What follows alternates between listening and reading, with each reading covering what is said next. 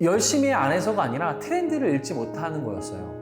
화폐의 패러다임은 항상 바뀌어 왔고 앞으로도 그럴 것이라는 겁니다. 그 변화가 큰 만큼 기회도 있다는 것만은 확실합니다.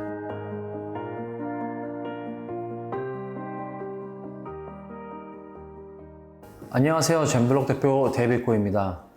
사업을 하고 싶어 가족이 있는 브라질로 10대 때 이민을 와서 현재 한국과 브라질 그리고 세계를 다니며 비즈니스를 하고 있습니다. 브라질에서 사업을 하면서 정말 안 가본 곳 없이 다녔던 것 같아요. 지금 보면 그만큼 남들이 보지 못한 시장을 발로 뛰어다니며 저평가된 시장들을 눈으로 보게 된 좋은 기회였다고 생각합니다. 항상 자유롭고 세계 여행을 하면서 사는 게 꿈이었고요. 그러려면 돈과 시간이 둘 다 필요하더라고요. 내가 일을 해야만 나오는 소득을 가지고 있다면 나는 평생 자유롭지 못하겠다. 자유로운 인생을 사는 재정적 독립을 한 부자들의 방식을 배우고 제가 하던 방식을 바꾸기로 결심을 했죠. 부자들은 시스템을 가지고 있더라고요. 그들은 일하지 않아도 계속 고정적으로 한 번 해놓은 일로 꾸준히 시간과 상관없이 나오는 자산성 소득이 있었고요. 저와 달랐던 점은 수입의 성격이었습니다. 로버트 기요사키는 한마디로 정의를 했죠.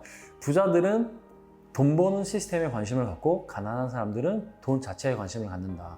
저는 블록체인을 통해 디지털 자산의 가능성을 봤습니다.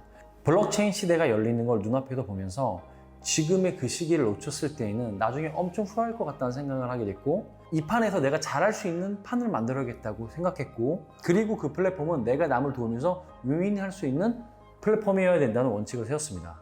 제가 선택한 영역은 브라질의 광산이었습니다. 브라질 다이아몬드 광산을 가게 되었고요. 다이아몬드 시장을 공부하게 됐는데 큰 기업들이 독점을 하고 있는 거예요. 얼마 전까지만 해도 100년간 한 회사가 90% 시장을 가지고 있었다면 이해가 되시나요? 브라질 광산의 부탁으로 전 거래를 하기 시작했고요. 바이어는 사겠다고 하는 의진이 있었는데 원석이 있는 곳까지 오지 않는다는 게 직거래의 문제였어요. 그리고 중간에 들어가는 유통 비용이 상당하게 되는 걸 알게 되었죠. 그래서 직거래를 만들면 룸이 상당히 커지겠다는 걸 보고 토큰 발행을 해서 수익이 나면 유저들과 쉐어를 하는 플랫폼을 만들 생각을 했습니다. 실제 코인 시장은 2018년 시가총액 900조 이상이 갔었고요. 2019년 1월엔 100조대로 다시 빠졌죠. 그 사이 동안 많은 사람들이 피해를 봤고요.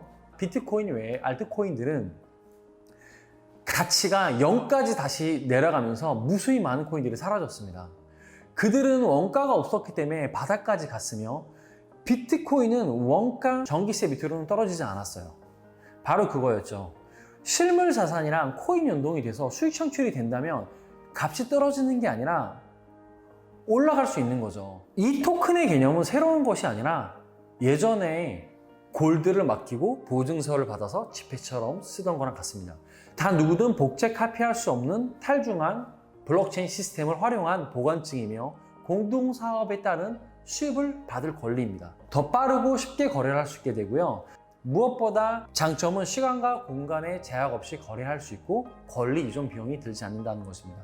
토큰 하나 말 그대로 자산을 디지털 토큰으로 전환해 자산에 속한 다양한 권리들을 분배하는 행위고요. 최근에는 부동산, 미술품, 체험사원, 프로젝트 등을 유동화하고 프로젝트의 성공 여부에 따라 토큰 유저들에게 그 수익을 배분하고 자산 유동화, 증권형 토큰 프로젝트들이 주목을 받고 있는 상태입니다. 사업은 위험하지만 컨트롤이 가능하다면 리스크는 줄일 수 있다고 생각합니다. 또한 사업은 타이밍 그리고 트렌드가 맞지 않는다면 아무리 노력을 해도 뒤로 갈 수밖에 없다고 생각했습니다. 열심히 안 해서가 아니라 트렌드를 읽지 못하는 거였어요.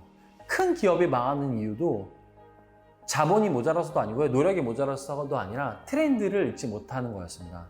전 세계에서 참여하는 사람이 많아질수록 생태계는 커지고 더 많은 것을 꿈꿀 수 있습니다.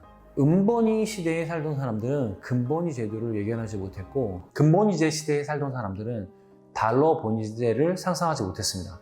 마찬가지로 달러 번위제를 살고 있는 우리는 비트코인 번위제가 도저히 가능하지 않을 것이라고 생각할 수도 있습니다.